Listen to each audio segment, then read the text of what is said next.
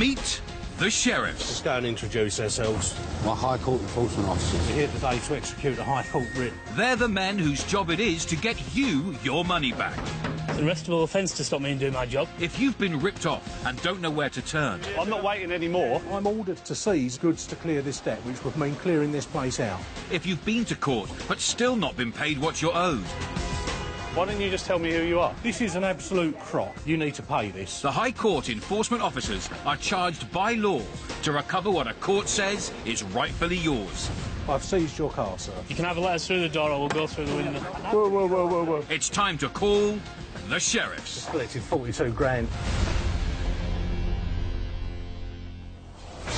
Coming up, pub landlord Graham Short paid £10,000 for wind turbines, which didn't work. Turbines weren't even generating enough electricity to power a light bulb. Can the sheriffs get him the money he's owed? Anastasia Gill was promised £1,000 for her half share of a breeding horse, but hasn't received a penny. I think he just wanted to ignore me. You know, silly little blonde will just forget about me. That wasn't going to happen. The sheriffs saddle up to get her money back. OK, we're here today to seize goods to the value of £1,882.63. And Sheriff Pete's got bad news for an aircraft company that hasn't paid up its debts. You're not going to be able to leave at the moment. I've just seized this aircraft. For regular sheriff partners Mark Newton and Tony Smith, it's a very early start this morning. And Tony, for one, is feeling the lack of sleep. Come on, I just put the heat on. Oh, shut up. It ain't even cold out I'm a little bit chilly, so I'm getting old, mate. I'm getting old. I had no tea or coffee. You could have come down to my room for a cup of tea. The sun's not up, but the sheriffs are already on their way to their first job of the day. And it's a big one. We're off to a residential address in Bidford in Devon. We're looking for an amount of £13,500 from a company called Smart Power Products Limited. I believe that this is the director's address. So hopefully he's got some company assets there, or he runs the company from there. The person they're trying to help is pub landlord Graham Short from Dartmoor in Devon. When he paid to install wind turbines on his pub roof, Graham thought he would be doing his bit to save the planet, while also saving money. Instead, it's cost him thousands, left him forced to go to court and relying on the sheriffs for help. He has put the nail in the coffin for renewable energy as far as I'm concerned, yeah. I am very, very annoyed, almost to say furious. You get to a point where you think, why did I even bother to do this?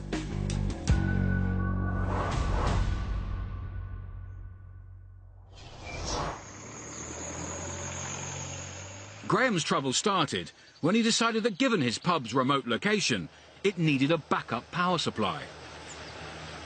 Being on the edge of Dartmoor, having notorious power cuts in the winter, we needed an electrical backup system which would keep our gas operation system going, because as soon as the electric cuts out, the gas cuts out. His search for a new energy system brought him to self-styled wind turbine expert Rupert Sweet-Escott, who claimed to have the perfect solution. One which was not only green, but would also, he said, considerably reduce the running costs of the pub. But we were advised by Mr. Escott, Smart Power Products, that we could save up to 25–30% of our electricity bills across the year. And in this economic climate, you've got to save every penny you can where you can. And if the wind's blowing and it's going to produce free energy for me to use to stay open, then that's brilliant. Impressed by the figures and by the design of the wind turbine chimneys, Graham was eager to go ahead. He paid Mr. Sweet-Escott £5,000 up front to get on with installing them on his pub roof. So there'll be two towers looking like chimneys on top of the existing roof. He was delighted to have solved his electricity problems in such a cost-effective and environmentally friendly way. He seemed a very knowledgeable person and the sort of person that you think knew what they were talking about and could supply you with a product that was going to work. I thought I was going to be happy because soon it's going to be up and running, it was going to be all singing and dancing and lovely. But as months passed, Mr. Sweet Escott failed to start the job, blaming a series of problems for the delays. Finally, after a whole year, work commenced with Mr. Sweet Escott installing his revolutionary turbines himself, as shown in these photos. Graham paid another £5,000 for the hardware. But when the installation was complete, the long-awaited wind turbines were far from the mean, green, electricity-generating machines he'd been promised. Basically, they never worked from day one.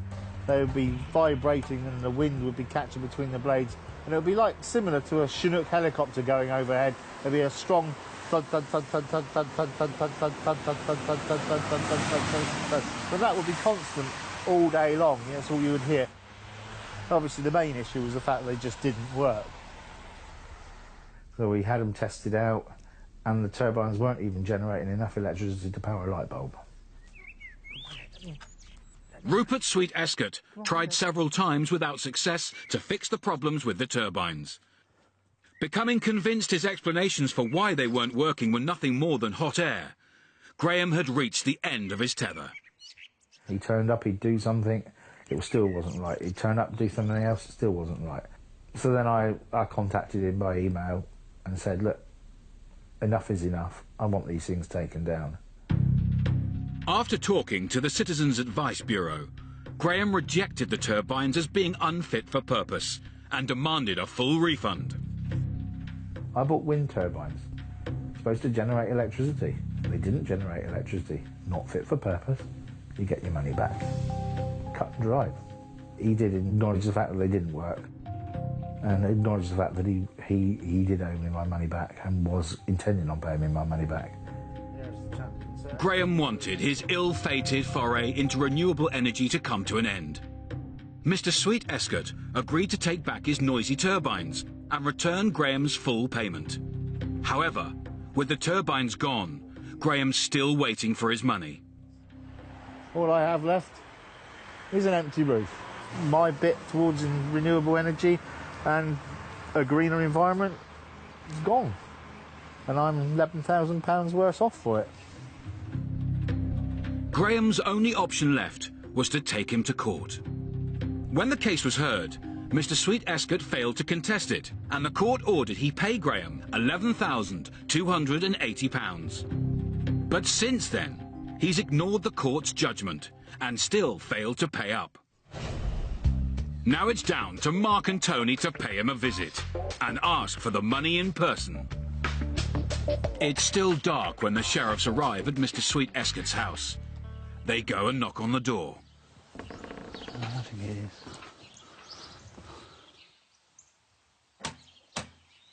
That's quite loud.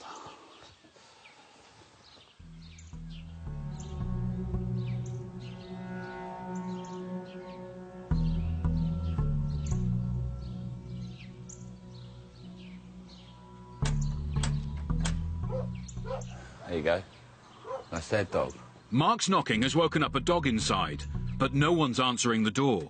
And he's noticed something else that suggests they may have had a wasted journey.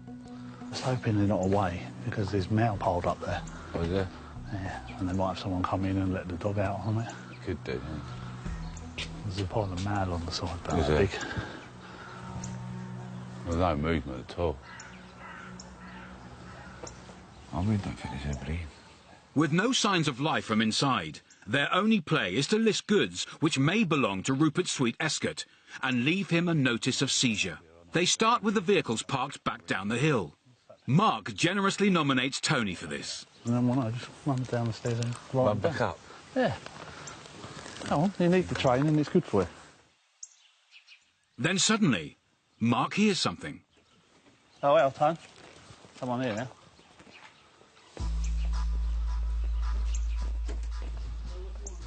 Hello, I'm after Smart Power Products Limited. It's about an outstanding High Court writ that's been... It's the man they need to speak to, Rupert Sweet Escott. He invites the sheriffs in, but tells our camera to stay outside. Mark gets straight to the point. And with additional interest, court and sheriff's fees, the bill has gone up. Okay, yeah, it's about a High Court writ that's been issued at 13,500. No. Okay, the situation where you have to start removing stuff if you can't. That's what we're here to do. How much could you do? Mr. Sweet Escott offers to pay them £500. With over 13,000 outstanding, this isn't going to work for Mark and Tony. You're going to need, on this, to pay at least half, yeah. But we really should collect the full amount. We have to collect the full amount. We have to execute the writ. Because of your circumstances, we're willing to take half. Because obviously we understand it's quite a large amount to pay out in one lump. Mr. Sweet Escott maintains he can't afford to pay. We need to get at least half of this. If we can't get half, we'll have to remove goods. Have you got anyone that could help you out at all? With the sheriffs keeping the pressure up, Mr. Sweet Escott significantly ups his offer. £3,000. All right, I'll do £3 now. How do you want to do it? Do you want to do it on a debit card? And we have to take an inventory of your goods, and then we'll... We won't take nothing, we just have to take an inventory. We have to take an inventory of everything in here. Yeah. To secure the debt, yeah. Just need you to sign there, just to say we've listed them goods still in property, not removed. Mark's tough stance has had the desired effect. With night turning to day, they're leaving with money in the bank and an offer from Rupert Sweet Escott to settle the rest of the debt in monthly instalments. Got a quarter of the debt, yeah. He's not happy, but, you know, unfortunately we've got the writ and he needs to pay that.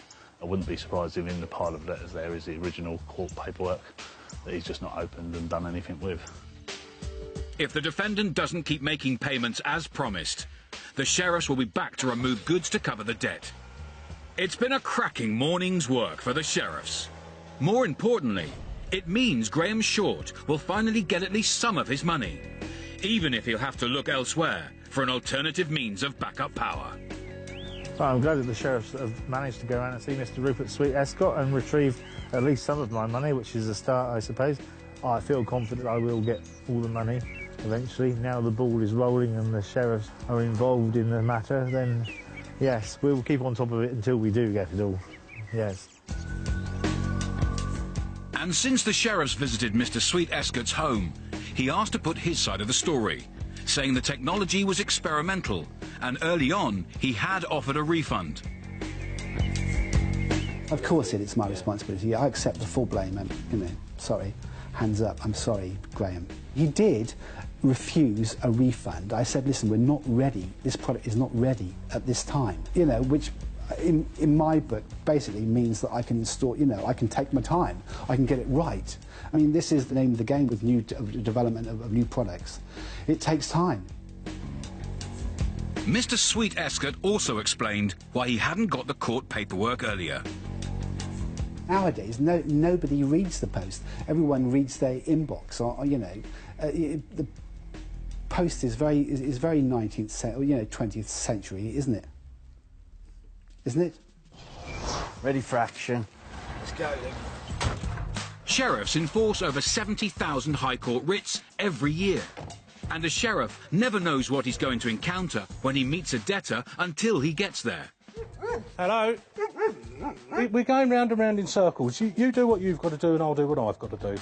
Some are only too happy to pay up, whatever the size of the debt. Come on, we'll do it. Yeah? Yeah. Okie dokie. Okay. We'll leave you in peace. Lovely. Others are not so happy. You're not going to pay a penny? Right, OK, well, we're going to start removing goods then. Only sheriffs can execute High Court writs, and it gives them more powers than county court bailiffs to enter properties and seize assets. It is a last resort to force entry. Hopefully they'll see sense and open the door. The only way you can prevent further action is to pay in full. If no payment is forthcoming, sheriffs can seize goods to auction to pay off debts. We'll have the Silver Master and we'll have the BMW and we've got the keys to move the Blue Micra out of the way. Although removing goods is rare, happening in less than 1% of cases.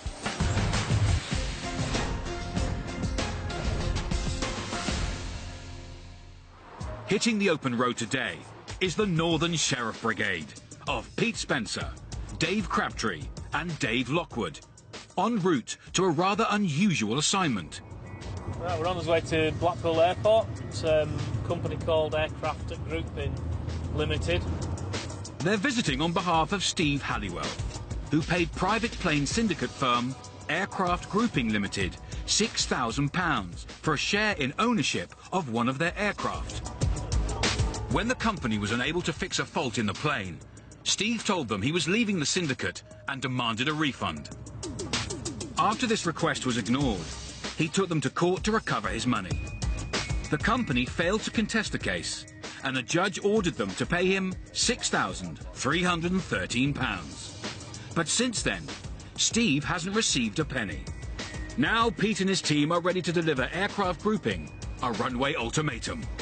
Pay up, or the company's aircraft will be grounded, seized, and if necessary, removed to cover the debt. I've got a list of about 8 planes that are meant to be situated at the airport at Blackpool. If we have to, we'll clamp the plane, remove the relevant information that we need to remove. The plane then becomes scrap value. We'll then notify the airport authorities that we've seized the plane and request that they don't accept any flight plans for the aircraft. Pete's no stranger to airport seizures. That's one of the planes there. He knows when you're planning to seize assets worth hundreds of thousands of pounds, you need to have your bases covered. There's the notices as well for the pilots that we'll go to the cockpits of the planes. I've been to an airport before and know the procedures and what we need to do, and it's pretty straightforward, really. Airports might be old hat to Pete, but Dave Crabtree's excited about this visit. And eager to get started. That sign that says Blackpool Airport gives it away, doesn't it? Arriving at the airport, Pete goes to show security the live High Court writ and explains what they've come to do. At this point, we're told to stop filming and are refused permission to follow him airside. And Dave Crabtree's forgotten something rather important that means he can't go in either: a photo driving licence. Unfortunately, I haven't brought the correct ID, so I can't. If they need to go airside, I can't get on a plane. Bit disappointing, really, but there you go. We continue filming from outside the airport fence as Pete and Dave Lockwood appear on the runway. All Dave Crabtree can do is watch as they prepare for some high-level sheriffing. It's very frustrating, yeah. Especially when they're in there and I'm out here and I can't not do nothing. With one of Aircraft Grouping's planes about to take off, Pete's arrived in the nick of time. He's got some bad news for the pilot. I'm not going to be able to leave at the moment. Just seize this aircraft. I need the registration documents can stay with the aircraft, but there's the insurance in here, isn't there? And there's the certificate of yeah. That's been seized on the paperwork, so there's 2 guys wanting to obviously go for a lesson, and Pete has just approached them and said basically can't take the plane because it's been seized till we sort the matter out. Let me in! The seizure and grounding of the aircraft certainly shows Pete means business. At this point, a man emerges from a nearby porter cabin and introduces himself as the duty manager of Aircraft Grouping Limited. Got an High Court writ to attend here today. It's taken to County Court on the 19th and the 9th for that total. They moved it to High Court, which is obviously where I'm attending from. And the total due they're looking for is £8,054.80. Well, that's what we've come to collect, so how would you like to pay? The man invites the sheriffs in to discuss the situation. Pete wastes no time in explaining what he's done and what it means for the company's planes. As you know, as soon as I remove the worthiness certificate, they become scrap value. With well over £100,000 of aircraft now seized, it's perfect leverage for Pete and a big problem for the manager. He asks to make a phone call to let his boss, the owner, know his prized fleet of planes are now the property of the court. 20 minutes later, Pete and Dave Lockwood emerge, having secured a promise from the owner to pay the full amount owed to Steve Halliwell.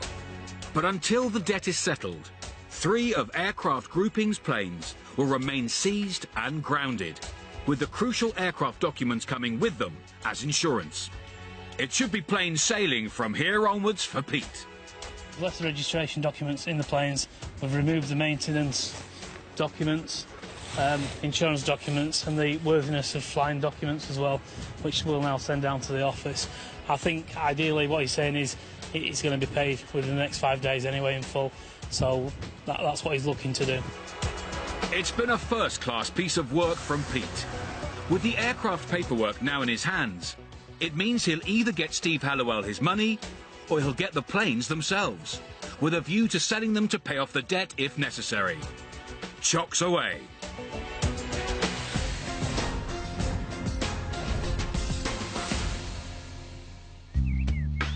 It's early in the morning, and Sheriffs Lawrence Grix and Kev McNally are heading out into the sticks for their first job of the day. Quarter to 7 in the morning. We're just coming into a little place called Bramley in Hampshire. It's a residential address, quite a nice one by all accounts, and we're looking for a David Johnson. We've got Mr. David Johnson trading as Premier Young Stock. He's some kind of horse dealer, I believe. The latest person the sheriffs are trying to help is aspiring horse breeder Anastasia Gill from Surrey. Anastasia trained as a lawyer before deciding to follow her dream of turning a lifelong hobby into a career. I've loved horses all my life and have ridden since I was a child. I don't sell every horse I create because I fall in love with them. And you have to sometimes separate the passion and the job. It's hard. When Anastasia purchased a horse jointly with a fellow breeder called David Johnson, it was meant to be the first stage of a new and lucrative partnership. But instead, she was left out of pocket and relying on the sheriffs for justice.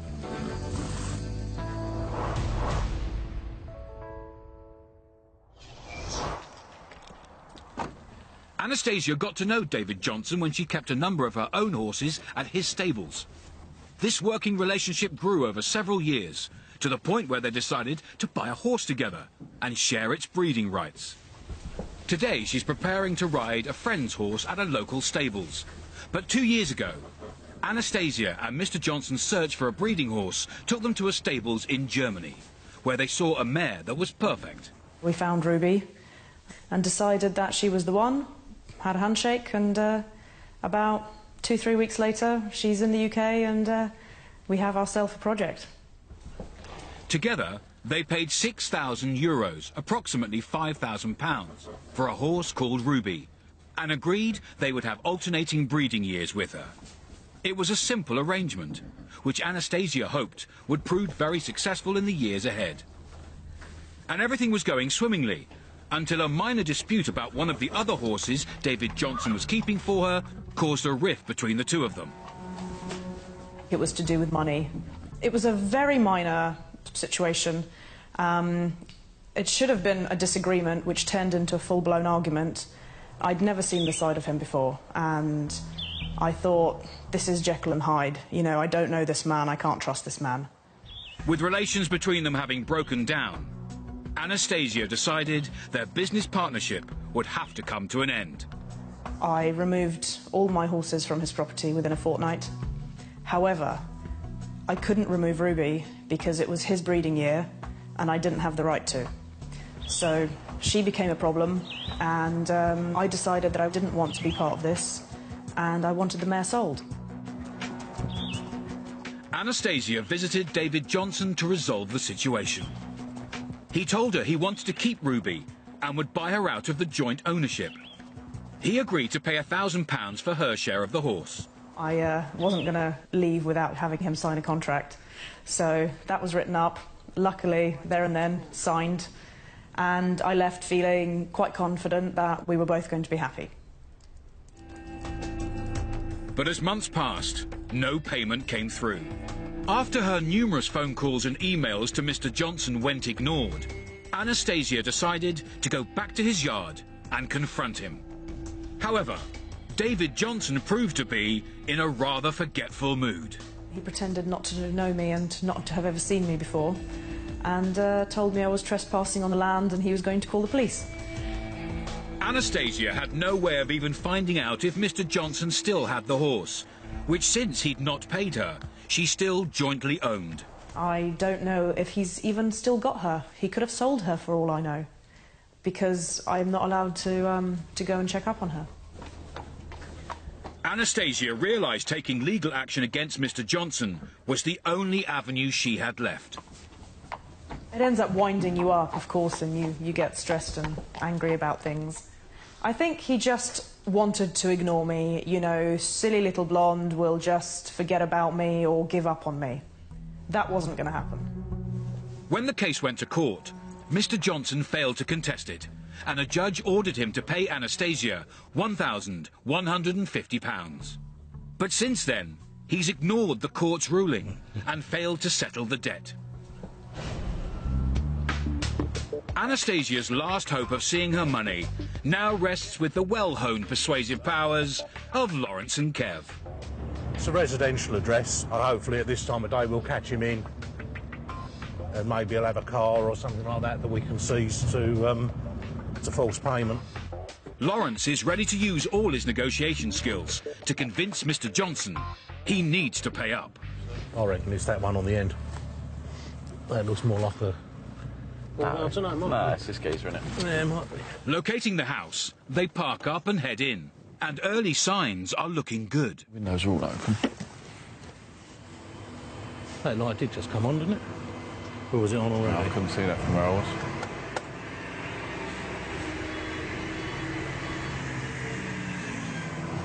There you go, there's the light come on.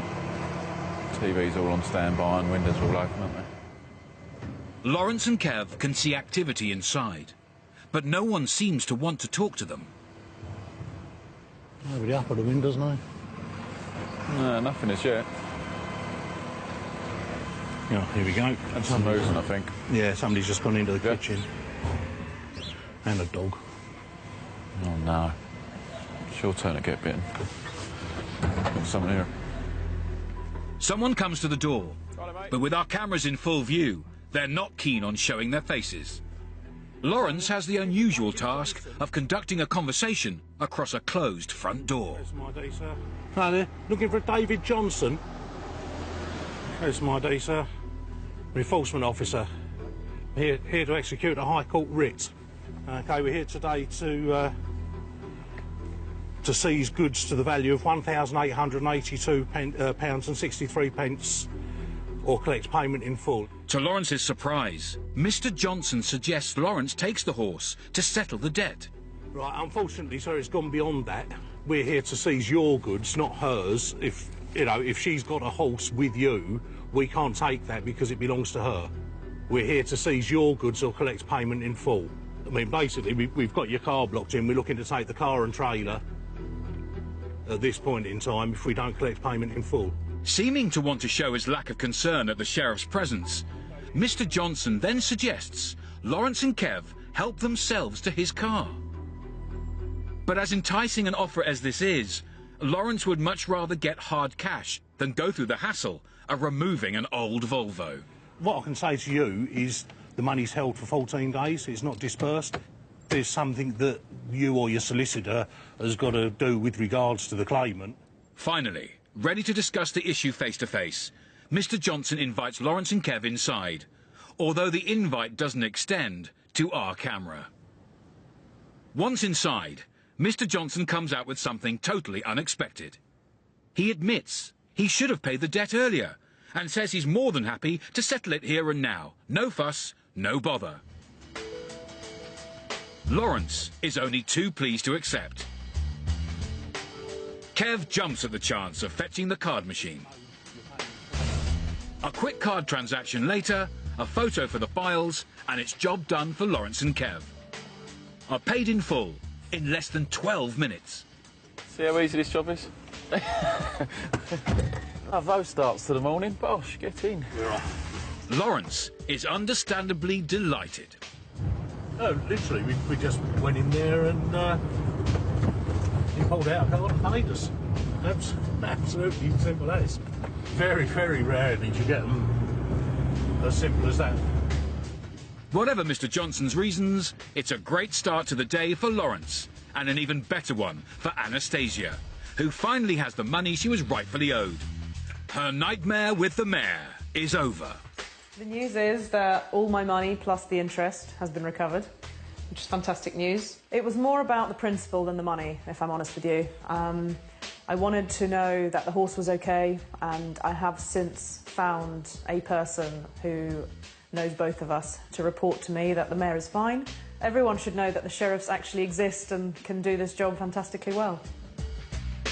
David Johnson told us that he had agreed to buy Anastasia's half of the horse, Ruby, but that this was on condition that it was in foal. However, he said that when subsequently scanned by a vet, Ruby hadn't been in foal at that time. Hence, he hadn't paid Anastasia. He admitted that it was a mistake of his not to have paid the court judgment, but reiterated that he had paid in full when the sheriffs had visited.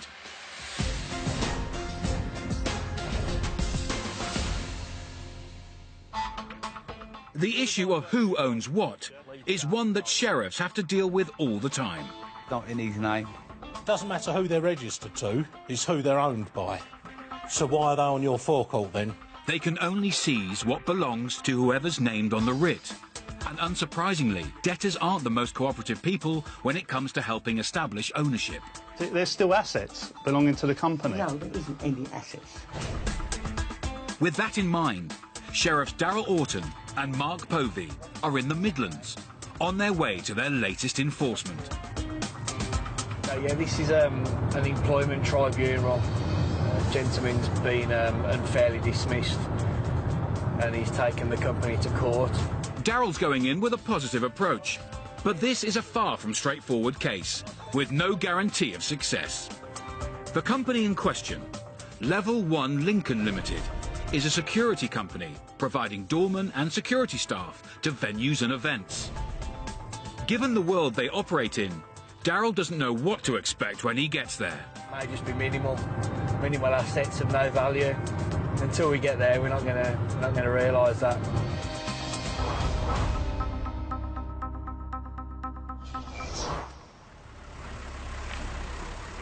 Keen to find out exactly what is there, they park up and head in.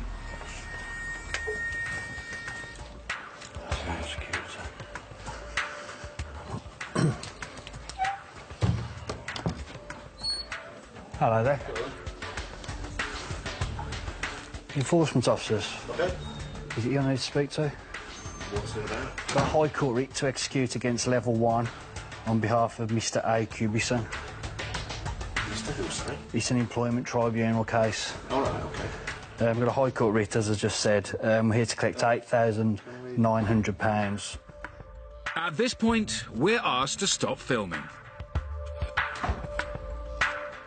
The office staff, in the meantime, get in touch with boss, Darren Maul, who agrees to come down. 15 minutes later, Mr. Maul arrives in his BMW, ready for a one-on-one face-off with Darrell. All right, sir. The clash of the titans continues, behind closed doors. There's my ID, enforcement officer. Got a High Court writ against yourselves, Level 1, on behalf of Mr A. Cubison. I know it's employment tribunal, isn't it? They've sent it out for full payment or to seize goods to the value of. Mr. Maul says that the office came furnished and everything inside belongs not to the company, but to the landlord, which happens to be him. Darrell asks for proof. I can't just take your word for that. If you get me a receipt for that table and those 6 chairs, then obviously we'd leave it. Legally, it will go unless you have got evidence, proof there to show us. We've got an hour to provide you. If it's not provided, third-party contractors are on standby to do removal. Moments later, Darrell comes outside to fill us in. He's refusing to pay, saying everything is owned by himself, nothing to do with the company. So I'm just going to ring the office now and find out what they want to do. He's saying, if you want to get your vans down here and do removal, then go for it. So I just want to know how far I can really push this. Darrell and the office agree they must follow procedure and issue a notice of seizure as the first step in this enforcement. What assets are in the office will be the court's on paper, but they'll stay on the premises for now. Darryl suspects what assets there are might not be worth the value of the debt anyway. Darryl informs Mr. Maul of the decision. These are our contact details there, either email or post. Obviously, if we don't get the proof, we're going to be back. It's a disappointing end for Darryl, but there's still a chance they can get a result down the line. At the office, they're prepared to give him a chance to provide proof of ownership to all the goods in there. Well, I believe clearly they are owned by the company. He's got 5 days, he's not going to pay it. I'm sure we'll be back. As Darryl predicted, despite the seizure notice, no money was paid. So, 13 weeks later, it was time for round 2, as he and Mark went back to Level 1 Lincoln Limited to remove the goods they'd listed. It's a case of déjà vu for both the sheriffs and our camera. No, that's right, I did speak to someone who is then, really.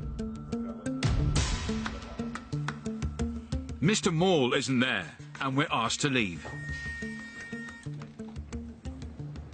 I think it's been resolved from when we came out last time, because we gave you 5 days to provide evidence. Then Darryl's given the news that all sheriffs dread. An invoice document proves all the goods do indeed belong on paper to Mr. Maul personally. Even worse, he's told the company that they're after has stopped trading and a new one set up, with Darren Maul as its director, which is now based in the same office. So what are we saying this is now? They were looking for Level 1 Lincoln Limited. They found Level 1 Group Lincoln Limited, a different company. Unfortunately, this enforcement is now dead in the water, because as Level 1 Group Lincoln is a different company, it has no connection to Level 1 Lincoln's debts. It's exactly the outcome Darryl didn't want. All the documentation there is Level 1 Group, which no one bothered to tell us till like, we've been in there 45 minutes. We're after Level 1 Lincoln Limited, so this ain't going nowhere ever. Companies being wound up while new companies are set up in the same premises with almost identical names is something the sheriffs encounter all too frequently. Millions of pounds of debts every year are written off as companies cease trading, go into liquidation or are dissolved, with Level 1 Lincoln being another such case. For the sheriffs, it's frustrating, but however much they want to get their clients' money, they must always obey the law.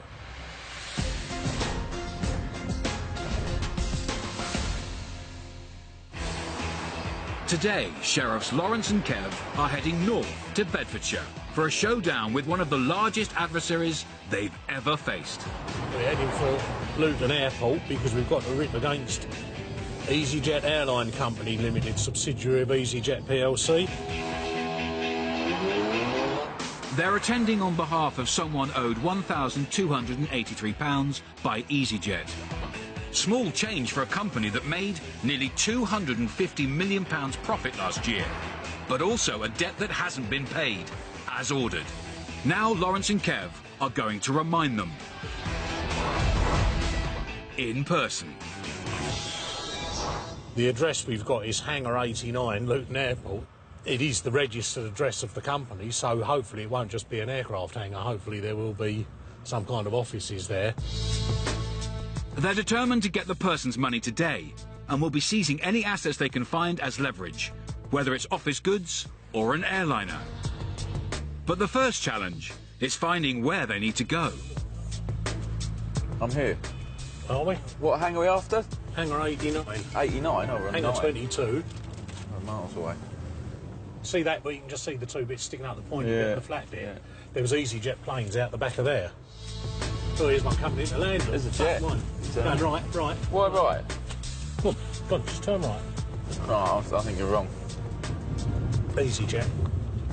Where you got? Oh, yeah. Gotcha. Finally, they find an EasyJet sign and an office. Where am I going to park then? I'm going to make my own space here. Morning. We're looking for EasyJet Airline Company Limited, Hangar 89. But the staff inside tell them this isn't the right place. Instead, they've stumbled upon the EasyJet cabin crew training centre. Luckily, the receptionist is able to point Lawrence and Kev in the right direction. Do you know where you're going now, then? Yeah. You sure? Yeah. I'm going the way I thought in the first place. Right, but I told you to turn left out of that junction. Lawrence looks to make up for Kev's mistakes. She said, go right up to the terminal building and you've got the orange sign with EasyJet on the roof. Ah, you can't miss that, can you? do you mean that? Yeah, so in here. With the imposing EasyJet HQ located, Kev uses the intercom to let security know they've arrived. What am I going to say here? You'll just say we're enforcement officers. Hi there, we're High Court enforcement officers. We need to see someone from EasyJet. Bosh. It's check-in time at EasyJet. Hi there. No, it's Mr. Griggs, I'm an enforcement officer. I've got a High Court writ to execute against EasyJet Airline Company Limited. So I'll need to speak to somebody who can deal with that. Our public relations officer appears at reception to speak to Lawrence. James, can I help you at all? Yeah, hi there. Oh, there you Would you mind turning that off for me, please? We're asked to leave as she explains someone from accounts is coming down to discuss the debt with them. We continue filming from outside as Lawrence and Kev crank up the pressure. We're ordered here today to seize goods and potentially remove them to sell them at auction to clear the debt. We did seize an aircraft last week, actually, somewhere else. Yeah, jet. But today, Lawrence and Kev's presence alone is enough, and EasyJet's planes can sleep easy. 3/4 of an hour later, we pick up the action with Lawrence, who, having collected the full amount owed, is a very satisfied sheriff. Yeah, unsurprisingly, it was paid in full. They did a bank transfer. We asked them to bring a screen grab down, and I checked the bank account, and it was in before the guy even reappeared with the screen print. So, all done, yeah. EasyJet told us the delayed payment had been due to an administrative error. They added that the matter had now been resolved, with payment made in full. Since Pete visited Blackpool Airport and grounded 3 planes belonging to Aircraft Grouping Limited, the debtor contacted the sheriffs and offered to pay off the £6,000 debt owed to Steve Halliwell in 2 payments over 2 months. However, Steve rejected this offer, wanting his money sooner and in full. If Aircraft Grouping Limited don't agree to this, then the sheriffs will re-attend, with a view to removing the aircraft. Earlier, we saw Sheriffs Mark and Tony visit the home of Smart Power Director Rupert Sweet Escott.